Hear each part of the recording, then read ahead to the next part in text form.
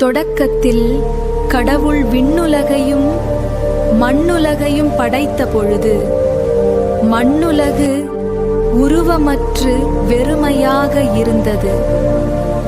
இருள் மட்டுமே நிறைந்திருந்தது. அப்போது இறைவன் சொன்னார், ஒளி உண்டாகுக. உடனே ஒளி தோன்றியது. இருளையும் ஒளியையும் அவர் பிரித்தார். அது முதல் நாள். அடுத்து இறைவன் சொன்னார், நீரின் நடுவே ஆகாய விரிவு உண்டாகுக. அப்போது நீர் இரண்டாக பிரிந்தது. மேலே இருக்கும் நீர் கீழே இருக்கும் நீர் என பிரிந்தது. அந்த விரிவிற்கு அவர் வானம் என்று பெயர் வைத்தார். அது இரண்டாம் நாள். பின்னர் இறைவன் சொன்னார், நீரெல்லாம் ஒன்று சேரட்டும், உலர் நிலம் தோன்றட்டும். அப்போது நிலம் வெளிப்பட்டது. நிலப்பரப்பிற்கு பூமி என்றும் நீர் கடல் என்றும் பெயர் வைத்தார். பின்னர் இறைவன் சொன்னார், பூமி செடிகளையும் மரங்களையும் வளர்க்கட்டும். உடனே பசுமை நிறைந்த உயிர் வகை தோன்றியது. அது மூன்றாம் நாள். பின்னர் தேவன் சொன்னார், வானத்தில் ஒளிகள் உண்டாகட்டும். பகலுக்காக பெரிய ஒளி சூரியன் உருவானது. இரவுக்காக சிறிய ஒளி சந்திரன் தோன்றியது. நட்சத்திரங்களும் வானத்தை நிரப்பின. இவை காலங்களையும் நாட்களையும் குறிக்க அமைக்கப்பட்டன. அது நான்காம் நாள். பின்னர் தேவன் சொன்னார், நீரில் உயிர்கள் நிறைய உண்டாகட்டும். வானத்தில் பறவைகள் பறக்கட்டும். அப்போது கடல் உயிர்களால் நிரம்பியது.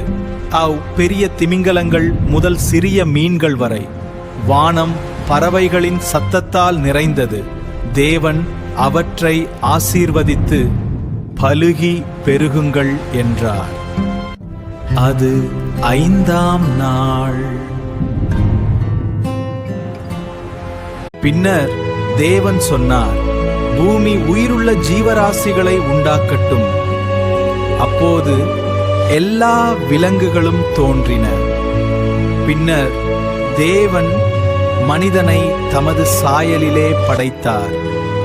ஆண் மற்றும் பெண் அவரால் உருவாக்கப்பட்டார்கள். அவர்களுக்கு பூமியையும் எல்லா உயிர்களையும் ஆட்சி செய்ய அதிகாரம் கொடுக்கப்பட்டது. அது ஆறாம் நாள். இவ்வாறு படைப்பு முழுமையடைந்தது. ஏழாம் நாளில் தேவன் தமது வேலைகளை முடித்து ஓய்வு எடுத்தார். அந்த நாளை ஆசீர்வதித்து பரிசுத்தமாக்கினார். ஏனெனில் அந்த நாளில் அவர் தமது படைப்புகளை முடித்தார். ஓய்வின் நாள், படைப்பின் நிறைவு. உள்ளத்தில் ஏழையாயிருப்பவர்கள் பேறு பெற்றவர்கள், ஏனெனில் விண்ணரசு அவர்களுக்குரியது.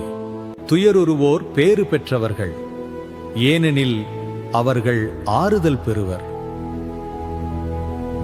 கனிவுடையோர் பேறு பெற்றவர்கள், ஏனெனில் அவர்கள் நாட்டை உரிமையாக பெறுவர்.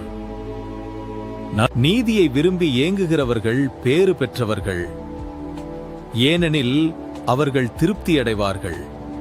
இரக்கமுள்ளவர்கள் பேறு பெற்றவர்கள், ஏனெனில் அவர்களுக்கு இரக்கம் கிடைக்கும். தூய உள்ளமுடையவர்கள் பேறு பெற்றவர்கள், ஏனெனில் அவர்கள் கடவுளை காண்பார்கள். சமாதானம் செய்பவர்கள் பேறு பெற்றவர்கள், ஏனெனில் அவர்கள் கடவுளின் பிள்ளைகள் என அழைக்கப்படுவார்கள்.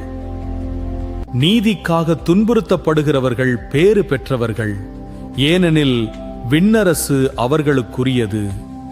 என்னுடைய காரணமாக மக்கள் உங்களை இகழ்ந்து துன்புறுத்தி உங்கள் மேல் பொய்யாக பல தீய வார்த்தைகள் சொன்னால் நீங்கள் பேறு பெற்றவர்கள். மகிழ்ச்சியுடன் களிகூறுங்கள், ஏனெனில் விண்ணுலகில் உங்களுக்கு பெரிய பலன் உண்டு. உங்களுக்கு முன் இருந்த இறைவாக்கினர்களையும் அவர்கள் இப்படியே துன்புறுத்தினார்கள்.